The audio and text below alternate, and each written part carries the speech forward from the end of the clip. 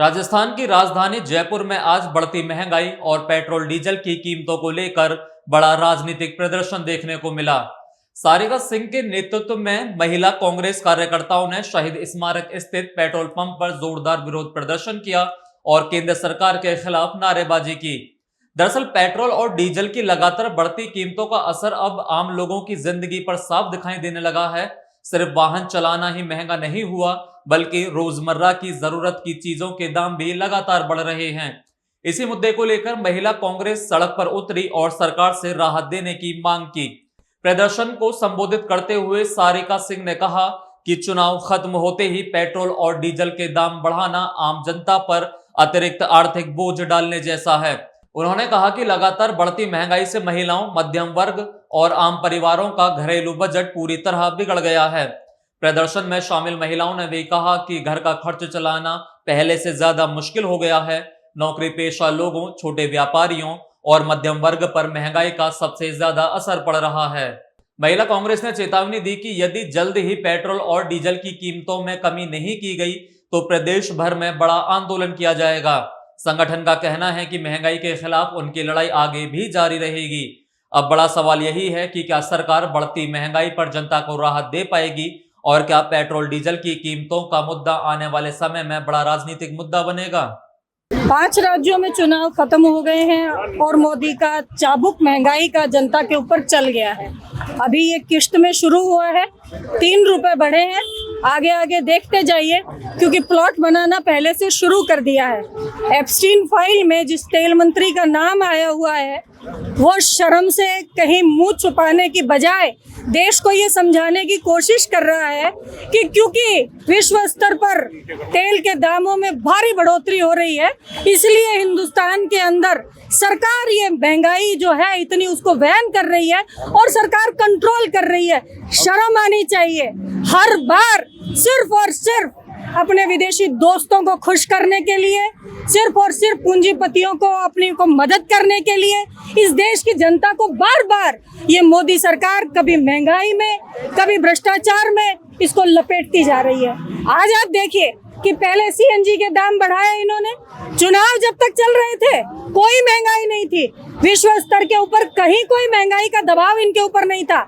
लेकिन जैसे ही इन्होंने जनता और जो चुनाव आयोग है उससे मेल जोल करके 5 राज्यों में जो चुनाव के नतीजे आ गए, बंगाल में पूरा सरकार वहां बैठ गई, डेरा डाल दिया, सरकार बन गई और अब देखिए इन्होंने महंगाई के जिन्न को बोतल से बाहर निकाल दिया है।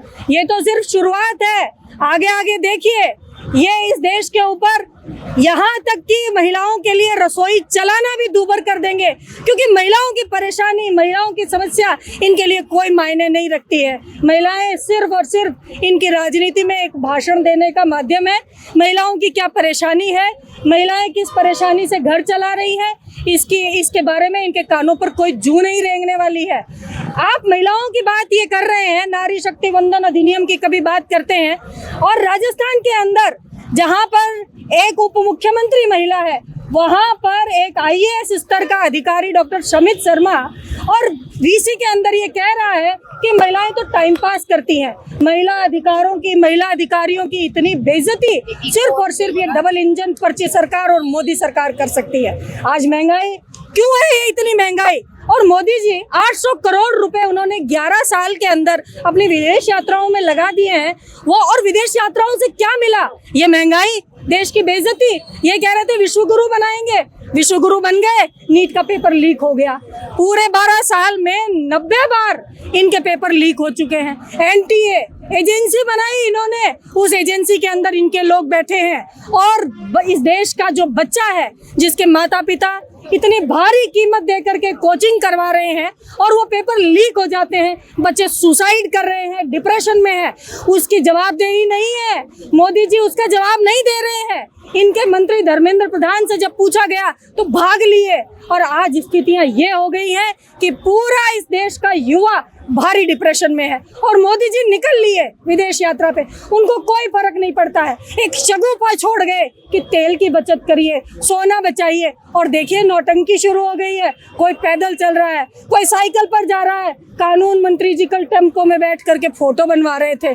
आप इनसे पूछिए कि जनता की जो समस्याएं हैं उनके लिए अगर आपके मन में या आपकी पॉलिसी में कहीं भी थोड़ा बहुत ही है, अगर आप संवेदनाएं रखते हैं, तो अपने उस मित्र अडानी को फायदा पहुंचाने की बजाय आप आज मोदी जी विदेश गए हैं और बहुत सारी ये चर्चाएं हो रही हैं कि जो मोदी का दोस्त अडानी है उसके ऊपर अमेरिका से एक डील हो रही है और अमेरिका ने ये कहा है कि आप हमारे यहाँ एक भारी इन्वेस्टमेंट कर दीजिए, हम आपके ऊपर के सारे केसेस ले लेंगे।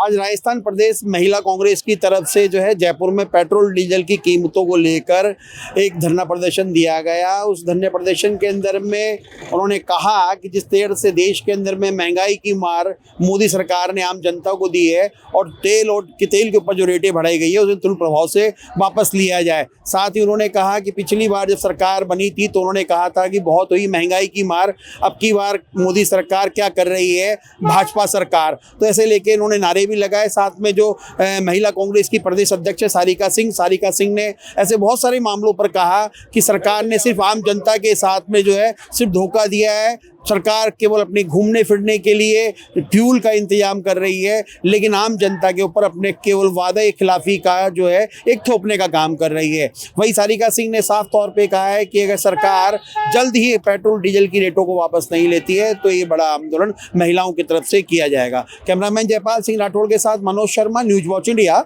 जयपुर।